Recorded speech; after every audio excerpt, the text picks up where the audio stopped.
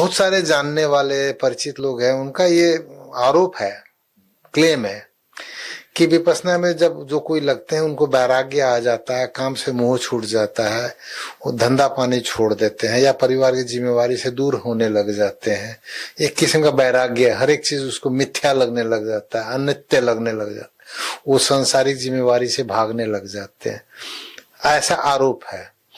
तो ये वेदिका के मन में ऐसा कोई आ रहा है दिमाग में, संसार मिथ्या है, ये सब बेकार है, बकवास है, कुछ नहीं करना चाहिए, ऐसा कुछ?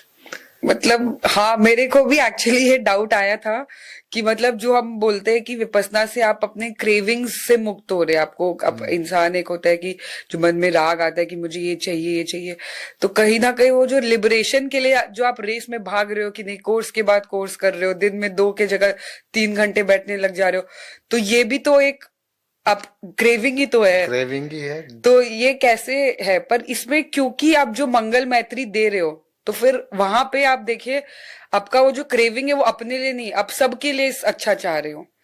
तो एक तो उस वजह से आपका उस क्रेविंग को हम लोग एग्जैक्टली क्रेविंग नहीं कह सकते।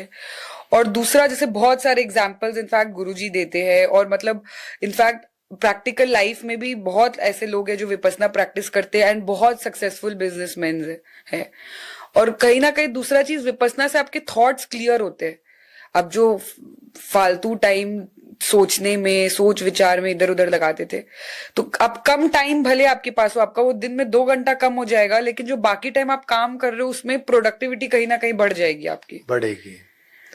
और आपके ग्रीड कम हो जाएगा। जो आप एक चाह रहे हो कि नहीं, आज मुझे 1 गाड़ी थी, मेरे पास 2 गाड़ी हो, 2 की जगह 3 गाड़ी हो, वो ग्रीड कम हो गई, तो आपकी रिक्वायरमेंट्स ऐसे ही कम हो गई। और उस वजह से अगर आप ऐसे होगा कि नहीं भाई ठीक है, मैं थोड़ा कम काम करके भी खुश हूं, तो मुझे नहीं लगता उसमें कोई बुराई है। तो उसको या तो ऐसे नहीं कह सकते कि नहीं, ये तो विपश्यना में ही लग के पूरा दुनिया को भूल गया, बर्बाद कर दिया। हाँ।